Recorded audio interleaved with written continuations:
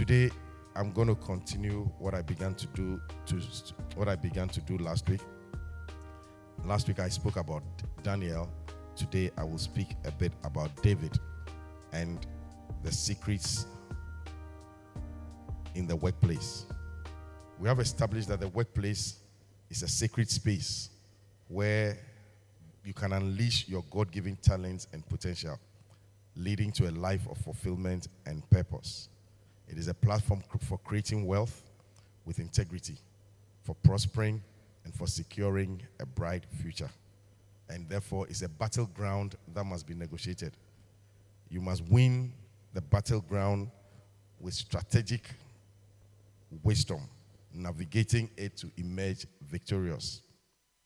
So today we shall look at the example of David and learn timeless wisdom from David. 1 Samuel chapter 16, reading from verse 6 through to 13. It says, "And it came to pass, when they were come, that he looked on Eliab and said, Surely the Lord's anointed is before him.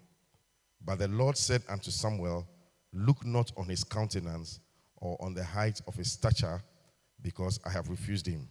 For the Lord seeth not as man seeth, for man looketh on the outward appearance, but the Lord looketh on the heart. Then Jesse called Abinadab and made him pass before Samuel. And he said, Neither had the Lord chosen this.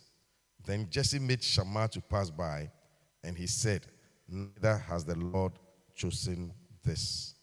Again, Jesse made 7 of his sons to pass before Samuel. And Samuel said unto Jesse, The Lord hath not chosen these. 11. And Samuel said unto Jesse, I hear all thy children. And he said, There remaineth yet the youngest, and behold, he keepeth the sheep. And Samuel said unto Jesse, Send and fetch him, for we will not sit down till he come hither. And he sent and brought him in. Now he was ruddy and withal of a beautiful countenance, and goodly to look to. And the Lord said, Arise, anoint him, for this is he. 13. Then Samuel took the horn of oil and anointed him in the midst of his brethren, and the Spirit of the Lord came upon David from that day forward. So Samuel rose up and went to Ramah. When we first meet David in this passage, there are 3 aspects of his character that are revealed. The first is his position in the family. The second are his priorities. And the third is his personality. Looking at the position in his family, David is introduced as the youngest, the smallest, and the lowest ranking member of his family. So in terms of the family order, David is not a person you will think of immediately as a king. The second thing we notice about David are his priorities. Unlike his older brothers who are seeking promotion, David is in the field working. His focus is on his work as a shepherd. He's responsible for feeding, for guiding, and protecting his family sheep. His older brothers are available for selection, but not available for work. But David is not looking for position, but he's looking for work. He's interested in his job and not who is going to be the next king. And so you understand David's focus. He's working and he's busy.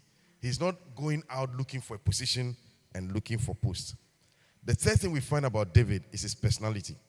Physically, David is described as ruddy or sunburned, with bright, beautiful eyes and a pleasing appearance. And if you remember last week when I shared about the Nebuchadnezzar system, one of the things that the system looks for is people who are young and people who are beautiful. So in this portrayal, we see that David is not only just handsome, but he also has a cheerful and positive disposition, likely with a warm and smiling personality. So even though God is going to look beyond the outward, David has also met a criteria that the world is looking for. He's young, he's beautiful, he's handsome. So you need to understand David's position, David's priorities, and David's personality. All these things are going to come together, and he's going to carry all this into his work. He's somebody who's not looking for a position. He's somebody whose priority is that I want to work. And he's somebody who has a good personality. So if you are looking for a job, if you want to go out and beat the world system, focus on work. What would your priorities be? Is it that you are looking for a position? Is it that you are looking for money? Or you want to work to show what you are capable of doing? So you find some people, immediately if there's no money, the total attitude and personality changes and their priorities of life changes. Why? Because they are not fulfilling the godly criteria of working. What they are looking for is different from what will endear people to them. Okay. So these characteristics provide very valuable insight into who David is. David has humble beginnings. He has strong work ethics. And he has an endearing personality, setting the stage for his entry into the palace and his future role as king. When you look at the accounts of David and his brother called Eliab, very interesting. Both David and Eliab are described physically. Even though Eliab is also handsome, described well as tall and whatever it is, he's rooted in his physical strength. And he uses his physical abilities to look down on others. His natural entitlement stems from his birthright, and he ends up drawing attention to himself. So you can imagine when Eliab passes by, he knows he's tall, he's handsome, but he focuses more on the exterior than the internal.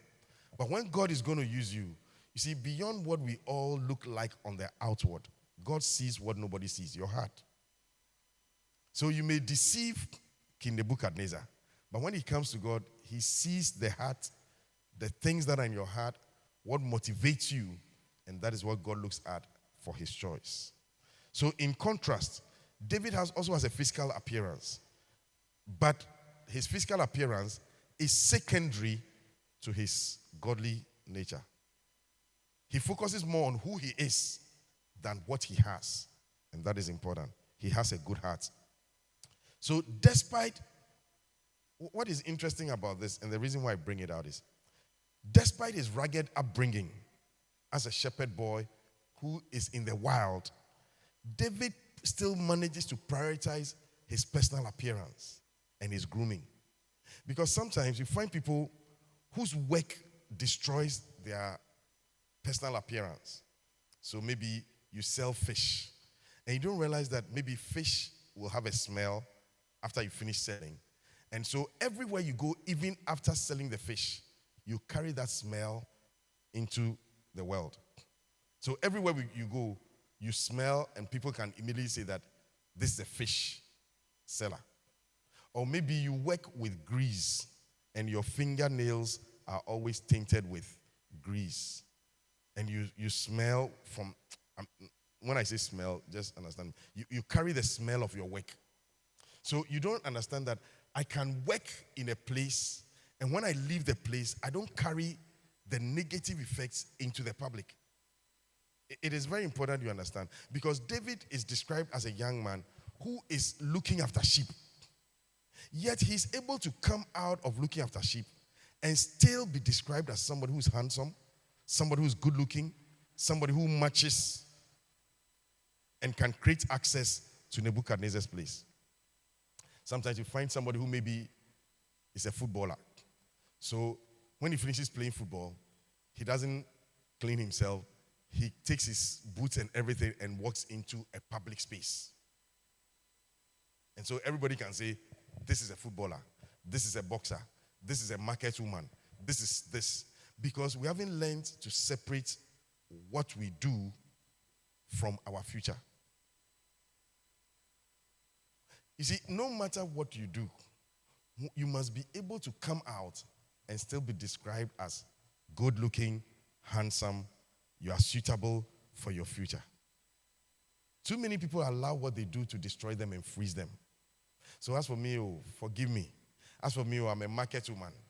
So when I leave the market, I walk like that, and I come and sit in church. As for me, I'm a market woman. So even when I'm going for a funeral or a party, everybody will see that we are market women. No. No. If you don't learn how to separate what you do with your personal grooming outside where you work, you will create a problem for yourself.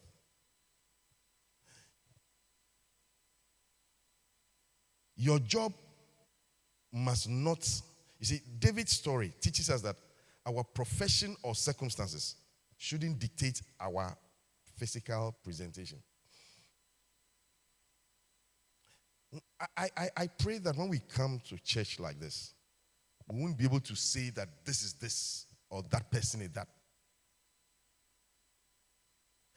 Because sometimes people think that my physical presentation doesn't matter. But if the Bible starts talking about David and his physical presentation, Daniel, his physical presentation, Esther, her physical presentation, you have to understand how to beat the world.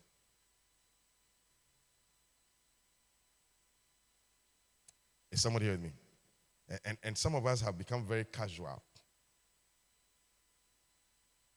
Your job does not define your identity. Do not let your job define how people treat you and your future. Do not take the fish smell or the grease outside your work into the marketplace. Did you hear me? Okay. So you must learn that self-care and personal grooming is essential, regardless of your occupation. Inner care and outer appearance can coexist harmoniously. David's transformation from a shepherd to a royal leader demonstrates that one's background or profession should not limit your potential or dictate your appearance.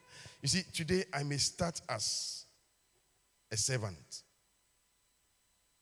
but I must be able to groom myself that I can move into the palace.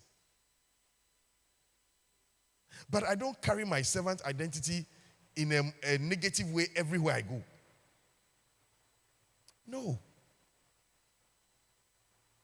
So unfortunately, there are some people, if you went into a public place, you can say, oh, this is that, and this person is this. I remember having a meeting with some people in the US sometime back in 1995. And when they began to say what they did, I was like, what? Because I was thinking of my home country. And these were people at a meeting, very well dressed. There were farmers, there were fishermen. In fact, one of the persons struck me so much. His job was what he called a sanitation engineer. And yet, there was nothing about him that made any of us look down on him. We respected them. Because out of the workplace, they are different. So I want to ask you, assuming you start life as a mechanic, assuming you start life as a market woman, and sometimes by necessity of life, that may be how you start. But your dressing, your outlook, your physical appearance must project you into a future. So I come from a family where maybe there's nothing, but if I'm coming into the public and I'm coming to compete, I can't use my family background to freeze and destroy my future. And say that because as for me, I come from Choco, so that is why. Yes, I'm going for an interview to compete with people who come from all over the world. And my physical appearance disqualifies me. Separate your work from your self-worth. Cultivate inner strength and outer dignity despite your past. Embody confidence and character regardless of our circumstances. So in God's criteria, he transcends external appearances, rejecting pride and arrogance. By choosing David, God is emphasizing inner character over outward appearance, reminding us that true leadership in our future is not just about our physical prowess, but also about humility, about our faith, and a willingness to serve. Let me just give you a little background about this young man called David. His natural father is a man called Jesse. And in David's family, he's the youngest and he's often overlooked. So if you were going to follow the natural order, David is the last born. There are 7 other children ahead of him. And so if David is going to be chosen, he has to naturally wait for a long while. And his whole lifestyle, he's usually overlooked. In fact, he's so overlooked that when Samuel comes to the house to come and anoint kings, they don't even send for him. So something important like a wedding or something important is happening in his whole family. His own family members don't even think about him to call him. It has to take Samuel to ask, are these all your other sons? Before they remember him. And say, there's one last one who is looking somewhere. We don't think that he even measures up. But then Samuel insists, go and bring him. So in David's family, as the 8th born, if you are David, he felt very uncertain about his heritage and his future. His family history was marked by abandonment and neglect. To his own family, he was invincible, he was unnoticed, and he was unimportant. The family history didn't favor him. They overlooked him and abandoned him. To make matters worse, there were whispers that his birth was illegitimate and that his mother wasn't married to his father. And so, even amongst the family, he had feelings of inadequacy and self-doubt. And his circumstances seemed very bleak, and his prospects for success appeared dim under his own family shadow. In the wilderness of his life, David is neglected and abandoned. But before his rise to prominence, we see David as a young shepherd taking care of his family flock. And this is where we're going to look at how David prepared himself for a great future while looking after sheep.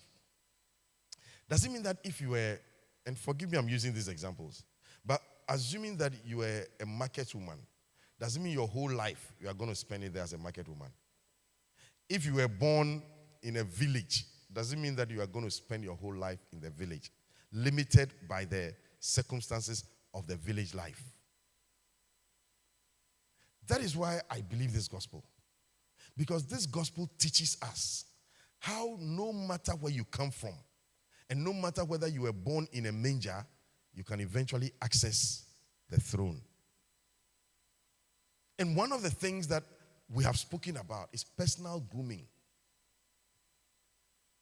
Personal grooming. And if you want to be able to measure up, you must learn it. You must learn it. Don't give an excuse for that. Don't excuse yourself and behave in a way that limits your future just by physical appearance.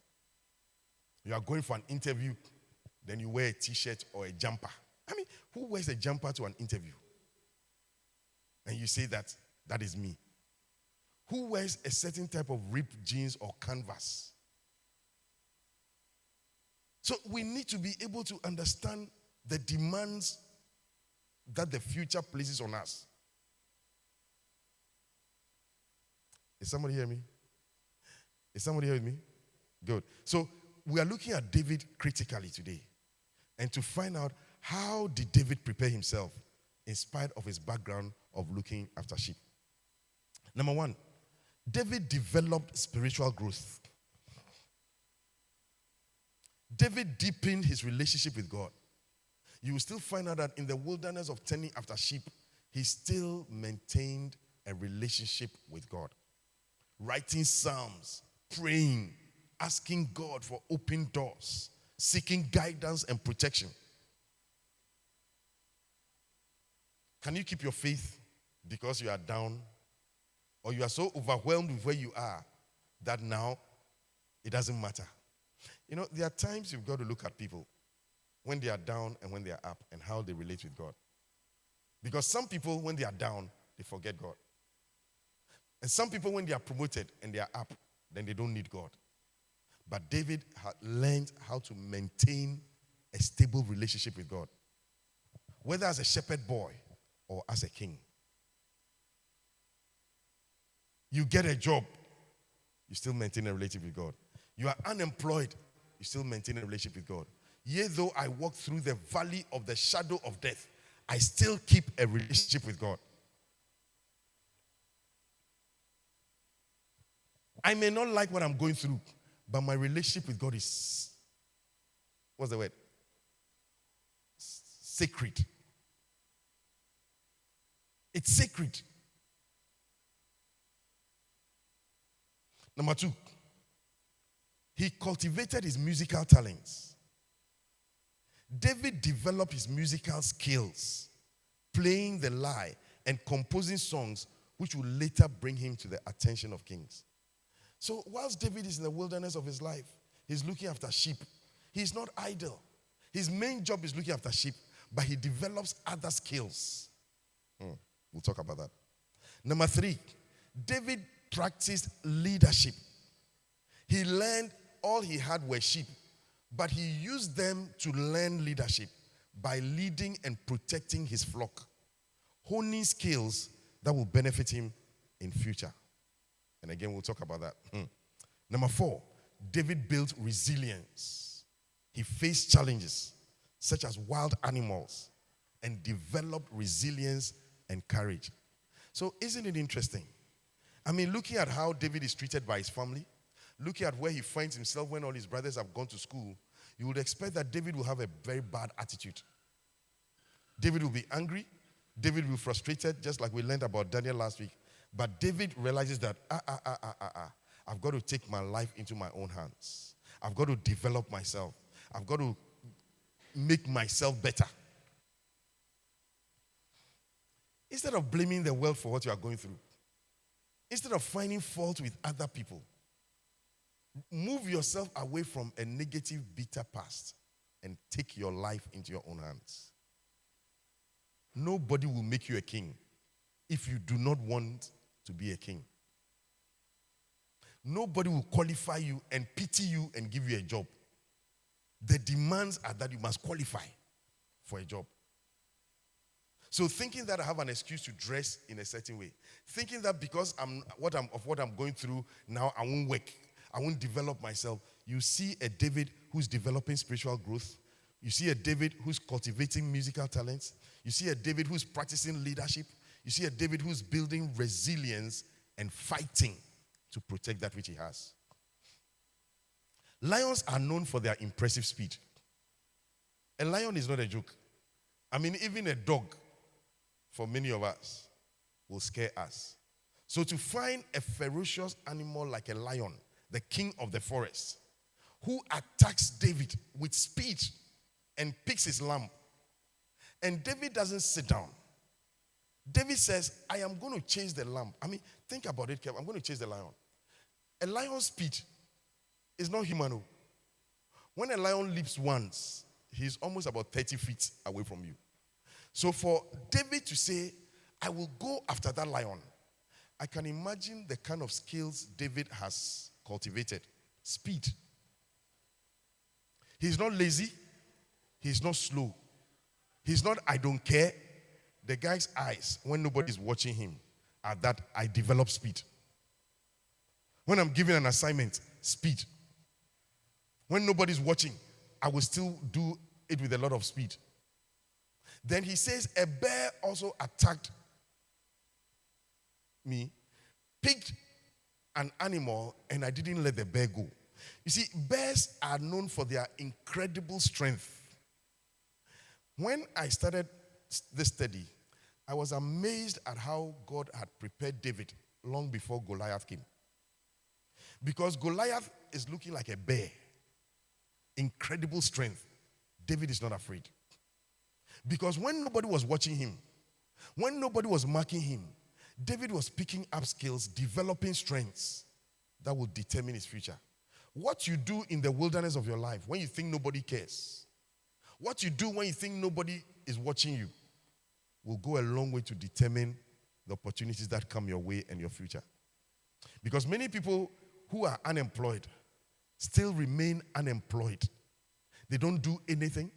They don't improve themselves. They don't add to the quality of their lives. They don't take new courses. They don't hone skills for themselves. And they blame everybody. Blaming everybody in life will not put food on your table. Should I say it again? finding fault with everything that is wrong in the economy will not put food on your table. So you start at an early age to start learning from examples of Daniel, David. You start learning from Joseph. You start learning from examples of people who have done well in very difficult and trying circumstances. Hello? So you have an opportunity. You have even been to school, and yet what you learned, you are not even using it. David didn't go to school. Relegated at an early age to the wilderness, to be wild, yet it doesn't affect his appearance. Don't let what you go through, like the guy will say, don't let it take a picture of you. Because you come from a family that is broke. It is a picture of you that you give to the world. Everywhere you go, they know that you are broke. Everywhere you go, they know that as for you, you can see someone who's drunk. We say that, Yariene Chani picture. No. Not at all. Don't carry your face moody and because your boss talked to you in a certain way and because of that, the whole day you are... Listen, learn to recover. Learn to smile. I mean, you think about it. If you found somebody who was always morose, somebody who was always sad, would you want to bring that person into your work environment? So you don't know that just by your looks, you disqualify for jobs and employment. Because you are always carrying, your father died 20 years ago, your parents maltreated you, your uncle did this to you. You are carrying it everywhere you go.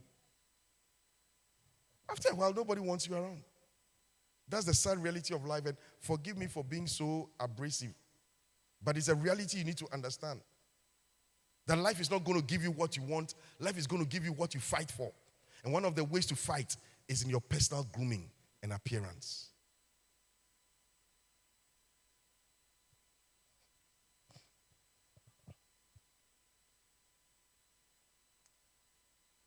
The fifth thing David did was he focused on his character development. Against the background of being ignored and overlooked, David goes beyond the pain of his past. He prioritized integrity, humility, faithfulness, which are essential qualities for your future. So let me just do a quick introduction of David. Once again, David is introduced in the passage we read, where the prophet Samuel is sent by God to anoint a new king from amongst Jesse's son in Bethlehem. David, the youngest son, is unexpectedly chosen and anointed by Samuel, marking the beginning of his journey as the future king of Israel. But let me just tell you, if you were David's brothers, you are the legitimate heir and children of the father. And then somebody from afar who doesn't even have the qualification you have now comes and is anointed and chosen by Samuel, not a fake prophet, and is baptized and anointed in your midst. What will your reaction be? Because sometimes you think that because you got a job, because somebody picked you up, everybody will like you and clap for you. And I'm going to show you wisdom and the secrets of David. Because we have to learn to behave ourselves wisely to be able to survive. Some of you think that because you announce you are getting married, everybody's happy. Some of you think that, once I have a job, you see, even the attitude, now I'll show my brothers. Your brothers are 7. You are 1. You will never find in the life of David him boasting and taunting his brothers and now trying to fight his brothers and show his brothers. David is too focused for that kind of life. And you don't spend your energy proving things to your brothers. You'll be distracted. You don't have to spend time proving anything to anybody. God has promoted you. God has blessed you. Charlie, match your front. Forgive me. Sometimes people in their future are not focused on what is ahead. They are focused and derailed by things that don't matter.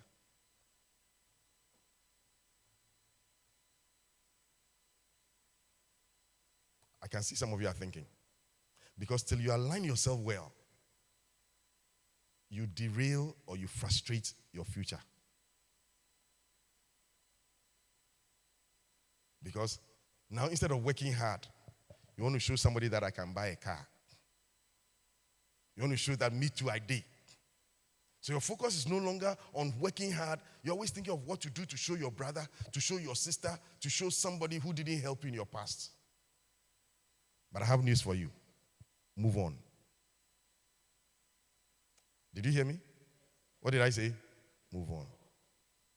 David accesses the palace courts through his musical talents, specifically playing the lyre. You see, David doesn't go to the palace because he's looking after sheep. Listen carefully. David's entrance to the palace was not because he was a good shepherd, but the skills, the extra skills that he picked up is what gave him the entrance into the palace. So I know you came out of school with engineering degree, but sometimes other things you have done gives you leverage over the market. Because if it's engineering degree, everybody who came out of your class has that degree. But the question is, what additional skill do you have? What else can you do? Because everybody can do what you can do. So when they are choosing, they disqualify you. But David had something else that God was going to use. So sometimes what you are doing today is not necessarily what will take you into your future. And I can give you the example of Joseph. It wasn't Joseph was when he was his father, was also looking after sheep. But it wasn't the sheep looking after that brought him into the palace. It was other skills of managing a family, learning how to manage assets, learning how to keep records, learning how to be faithful, that eventually took him into Potiphar's house. As for me, when I went to school, I went to study looking after sheep. So that's all I'm focused on. I studied economics. Do you think that's what I'm doing? No, I'm serious. Do you think that's what I'm doing? So sometimes your field of study may not look for other. I'm looking to work in a bank. If I don't get any other job, I went to study banking. I won't do banking. Sometimes your first job may not be what you trained for. But something else that is within you will give you a competitive advantage. So you find out that David's access to the palace court was through his musical talent. Saul's servants recommended David. Listen carefully. So all along, David was in the bush looking after sheep, and he thought his brothers didn't like him. Nobody was minding him. He thought nobody was looking at him. He had no supervisor. There were people who were watching. You think when you are out there and you are maybe cleaning somebody's house, you think when you are driving somebody's car, you think when you are painting somebody's house, you think when you are sweeping the church floor, nobody's watching. Because they watched and watched and watched and watched, and they came to a conclusion. So when the king now said, I have a problem and I'm looking for somebody. I mean, if you're a musician, forgive me. Where do you find musicians? In a music school? Maybe in church? But they said, we've been to churches every Sunday. We've been to music schools. We've listened to music, whatever it is. But of all of them, there's somebody somewhere. Nobody knows. In fact, he's not even using his music. He's looking after sheep now. But we know.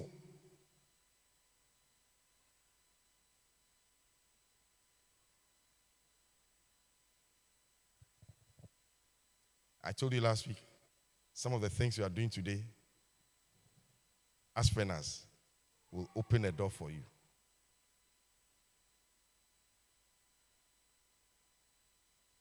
So David is working as a shepherd.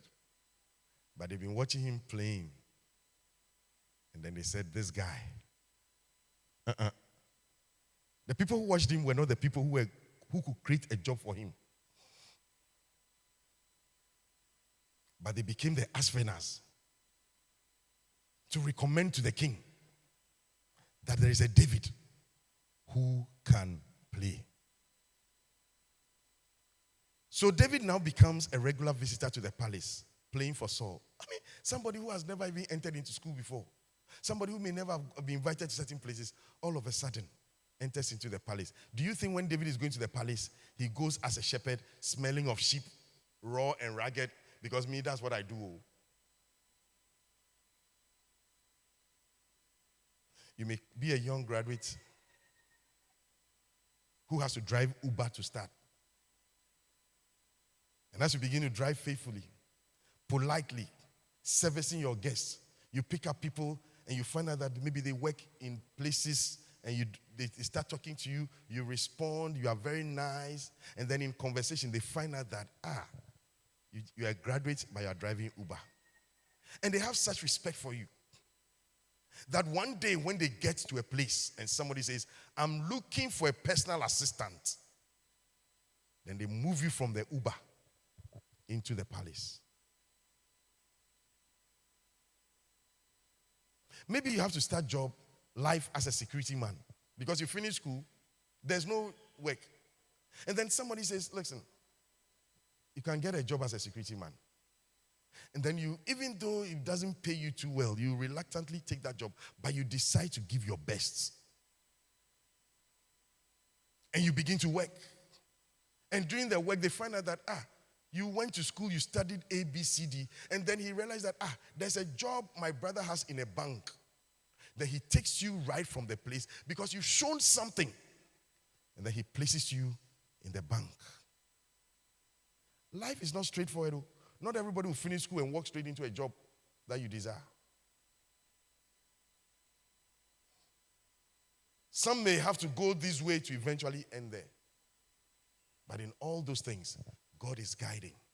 So God says, I want Joseph to be the deliverer. I want Moses to be the deliverer. I want Daniel to do something in Babylon.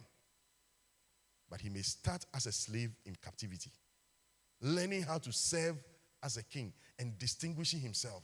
But at the end of the day, he will end up at the top.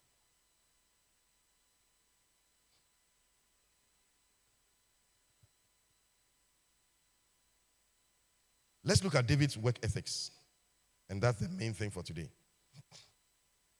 The work ethics that enabled David to survive.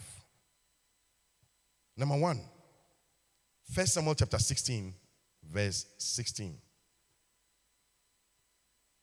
Let our Lord now command thy servants, which are before thee, to seek out a man who is a cunning player on an harp. And it shall come to pass, when the evil spirit from God is upon thee, that he shall play with his hand, and thou shalt be well.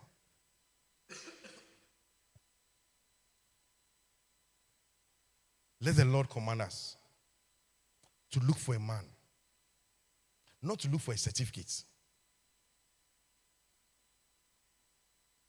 To look for a man who is a cunning player on an harp, actually. And it shall come to pass when an evil spirit, look at the problem. The problem is not medical. It means doctors who are trained and specialized can't even solve this. It's beyond training. It's going to require something beyond medicine. And he says that he shall play with his hand.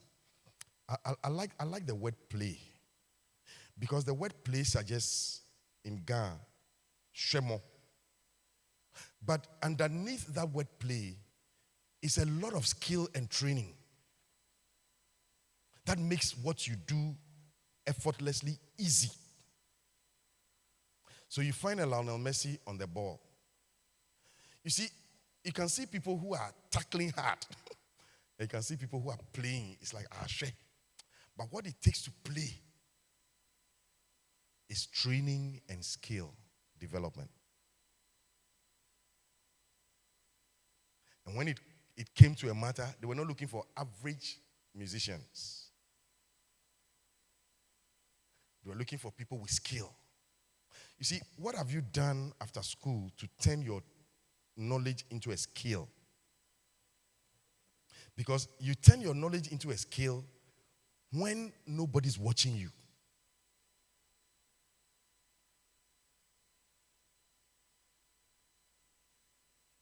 Did you hear that? So, let's say Albert begins to play. Albert just plays something, just strum something. And then he just begins, as he's playing, he's just watching. He's just doing something like this. He's just playing. And it's like it's so easy, softly. It's like it's so easy. But to be able to sit behind this instrument and produce sound like a joke, believe you me. When David picks the instrument, he's a shepherd. That's what he has been employed to do. His father didn't make him an instrumentalist, but he picked something. He didn't go to any training school, but by himself. By himself. What do you do to advance yourself? What do you do to make yourself better? What do you do to help yourself?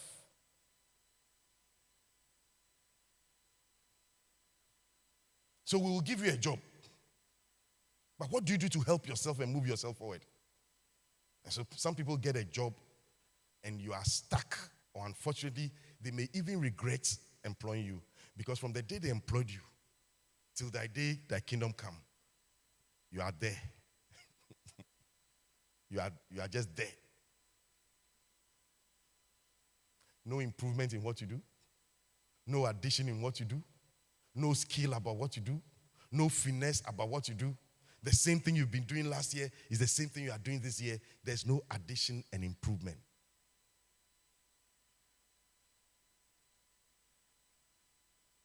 So you see David. He says, it shall come to pass when the evil spirit from God is upon thee, that he shall play with his hand, and thou shalt be well. He will solve a problem. He's just not playing to entertain. He will solve a problem. He's not playing to try. He will solve a problem. He says, thou shalt be well. So I told you, look at David's background, his priorities. He's looking for work. He's not looking for position. He will solve a problem even as he is, because that's what he's been trained to do, solve problems.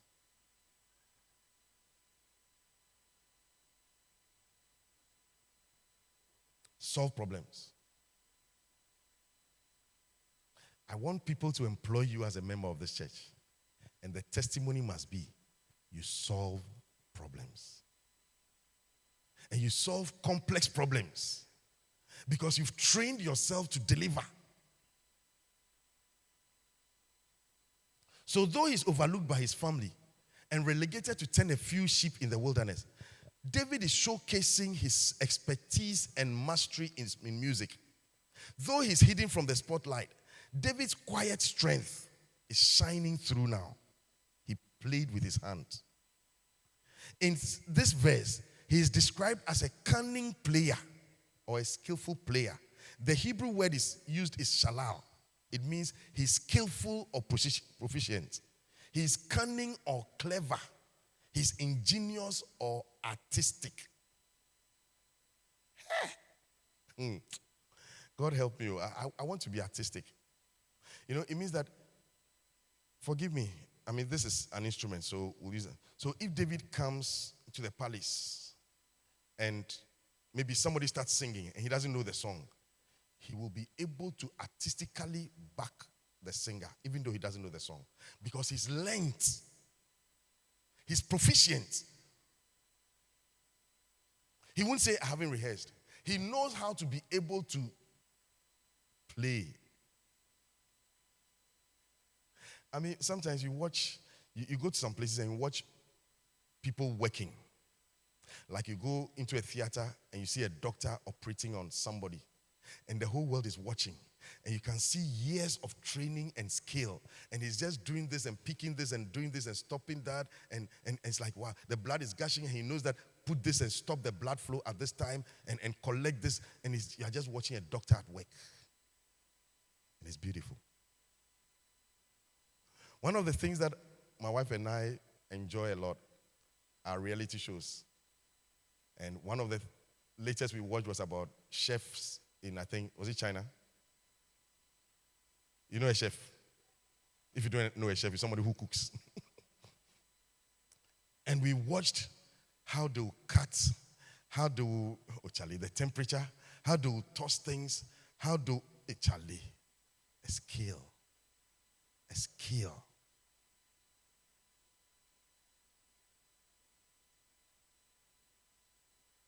We must all develop to our work where our work becomes an art. You see, when the choir is playing, when the musicians are playing, when the choir is singing, when the ushers are ushering, it's like an art. It's like a tourist attraction. We make it seem so easy, but Charlie, it's with precision. And everybody knows what he's doing. When there's a choreography, you see, the movement, everything is so synchronized. One of the things I also watch is synchronized swimming. You know what synchronized swimming is? From Choco. They enter into the pool and they all dive a certain depth and their legs are above the water and they are moving the legs at an angle and I'm like, wow. I thought we all swim. That's swimming made easy. You should go to court and watch some legal luminaries. I mean, when they walk into the courtroom and they stand before and they begin to give a defense. And it's just beautiful. Yesterday I was watching, is it Ronaldinho? Ronaldinho, the footballer, Brazilian footballer. I mean, the guy would just pick a ball, kick it, and they just turn and just kick it this way. And I'm like, wow. Wow. Can people say wow about what you do?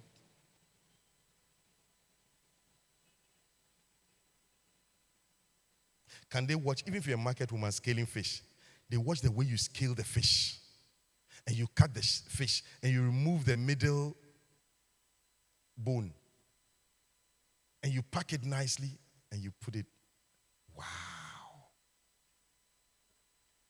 Wow.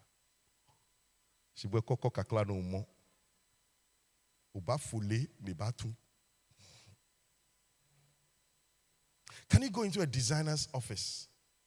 Watch them how they sew and how they cut. And you are like, what is this?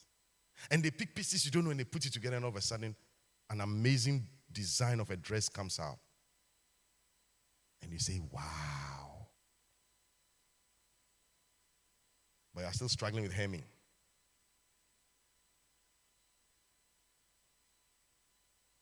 David had skill. As a young man at the age of 17, when other people are misbehaving and throwing their lives away, David is building skill. I want to say to you that when you are a young person, your most productive years are just when you are out of school. What you decide to do with your life.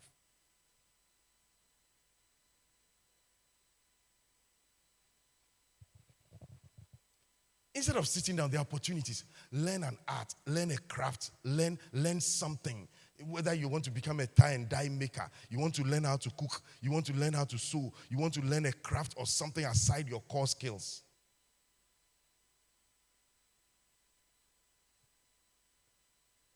In this context, the word cunning player refers to musical expertise, artistic expression, and creative ability. It means that David could compose and play music that brought comfort and relief. He wasn't just playing to a beat. When David begins to play, he will sense the mood. His music was therapeutic. He was sensitive to moods he ministered to. And through the sound of music, he created another world.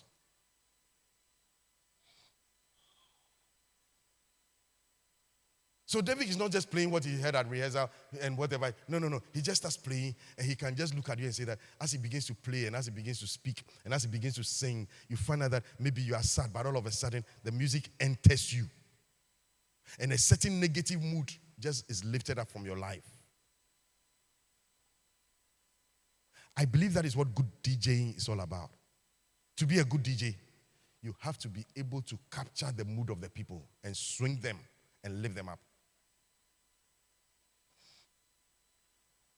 He's a cunning player.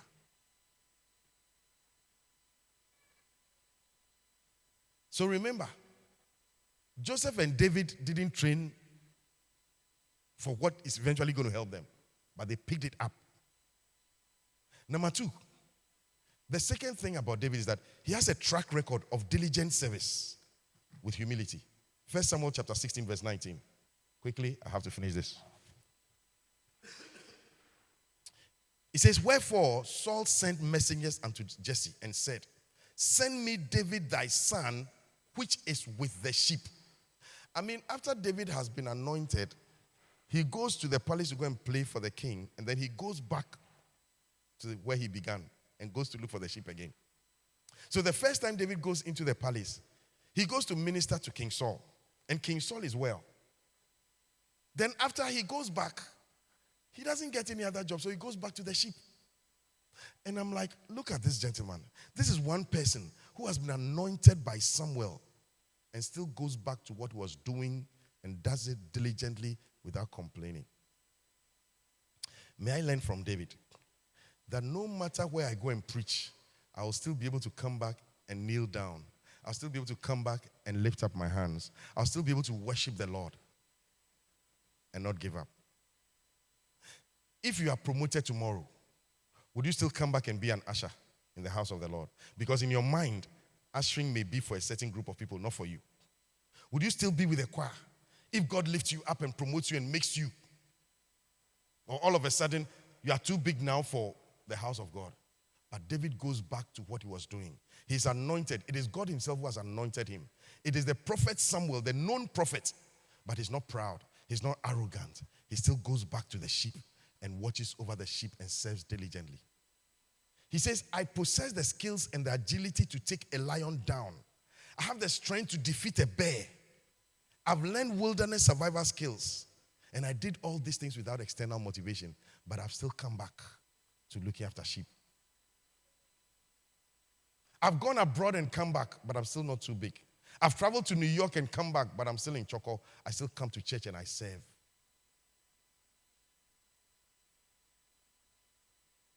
Number 3 is discretion and strategic silence. Are you following what I'm sharing with you? Number 3, 1 Samuel chapter 16, verse 14. But the Spirit of the Lord departed from Saul, and an evil spirit from the Lord troubled him. And Saul's servant said unto him, behold, now an evil spirit from God troubleth thee. Let our Lord now command thy servants to look for a cunning player, etc., etc. Why was David brought to the palace? Because the king who is on the throne was demonized. I'm talking about discretion and strategic silence. In your road to progress, you will hear things, you will see things. Believe you me, if you open your mouth, that'll be your end. David was one of the few people in Israel who knew that this king, he has a sickness. And even though publicly, everybody sees him and sees him as a big man, when he goes home, the sickness that worries him, if you see it, you laugh. But you never hear David talking about it. You never. There are people who may not have even been to your office before, but they start talking about describing your office. There are people who may enter your home once and then the news is broadcast on private radio. Because you can't keep your mouth shut. You don't know when to talk. You've been promoted. You've seen somebody's salary. All of a sudden, you're talking about, hey, Arde-Acquah. Arde-Acquah mini. There are things you see, you keep quiet. But there are people, if they see something, and when I'm talking to people, I'm a very interesting person. Because I can make you talk and judge you. And there are some things if you talk about, this guy, if this is how he talks about this person, then I shouldn't bring him into my office.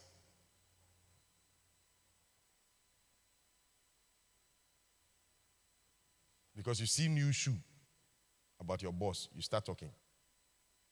You've gone to learn how to sew dress. You've seen the madams, you are talking. And then the madam say, I don't want to teach you again. Go home. Now you are angry. You say it's demons, but you haven't learned how to work.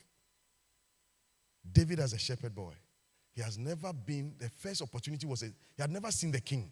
The first opportunity to see the king was that, Hilakongbena, bli. Then he will shake someone and say, hey, this king that we all think that he's anointed, look at him. But David never talks. David never talks. As you grow, there's a place you keep quiet. The Bible says, study to be quiet. So David is a young man. He's wise. He's around the king. He's seen things he has never seen before. All his life, he's been with sheep and goats. But David has managed himself wisely. He has seen things. He's hearing things.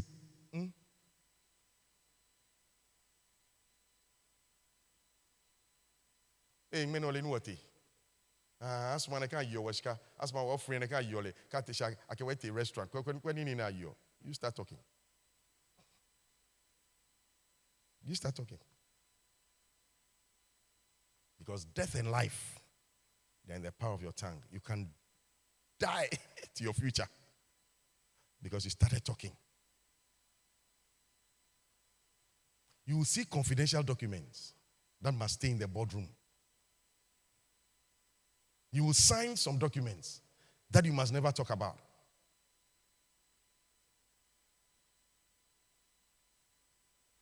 But if we employ you, will everything become open? And then you want to keep a job? God has plans for you, but you don't know how to take your plans. Number 4, courage and willingness to take risks.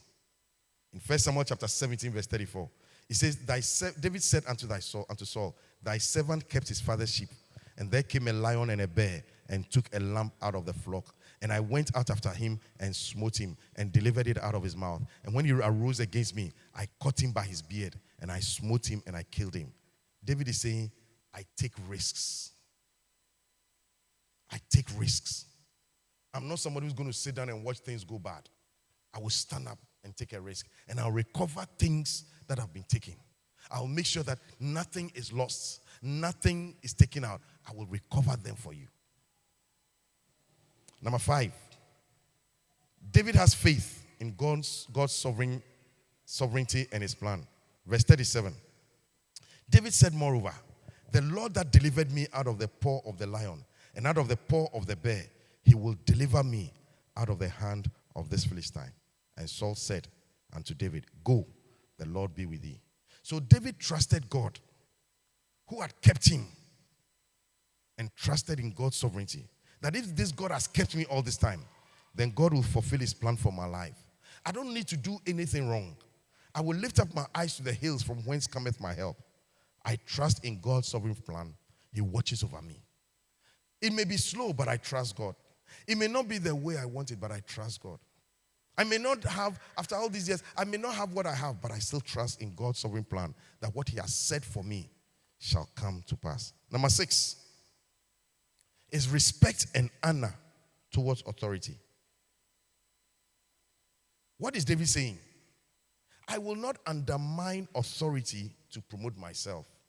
The Bible says, and David went out whithersoever Saul sent him and behaved himself wisely. And Saul set him over the men of war, and he was accepted in the sight of the people and also in the sight of Saul's servant. So this is highlighting how David managed to transition himself from a shepherd boy who has lived all his life in the wild. Now he's in the palace. He's understood palace politics. He's understood the mood swings of his boss. He understands that someday the boss is angry, but in all these things, Charlie, let me behave myself wisely. Let me not fight my boss. Let me manage my life well. I've seen a lot of things going on around. I won't talk about it. And I trust God that in God's own time, He will lift me up. David doesn't let what is happening affect his work. He says Saul was still sending him and was doing his jobs faithfully. You know, there are people who, when they are angry, even in church, they'll stop what they do. I'm angry, and the way they talk to me, I don't do it. You see, you don't understand work.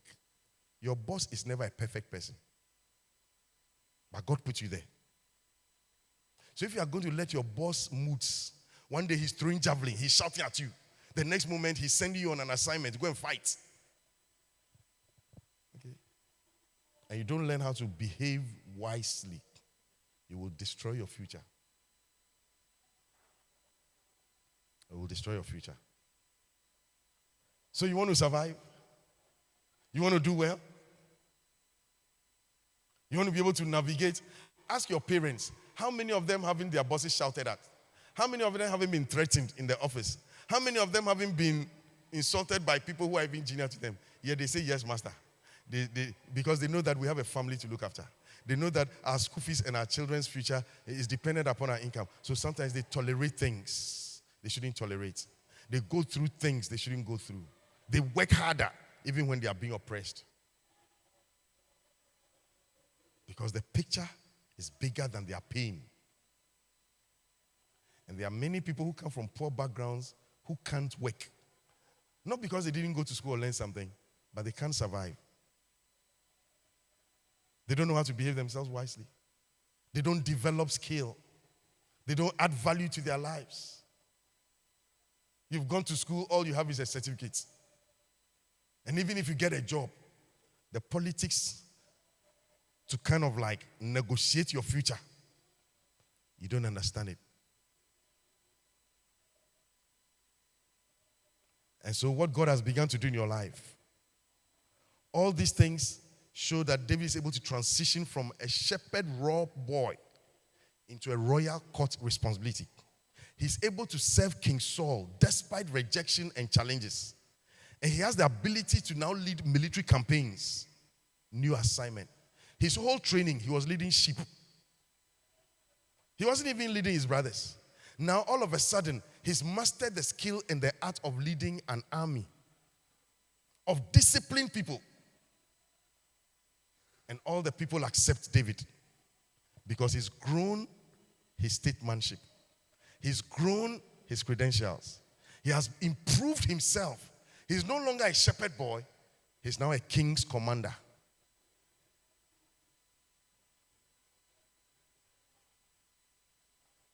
Your certificate may get you a job to start life with. But now that you have the job, your survival depends on you.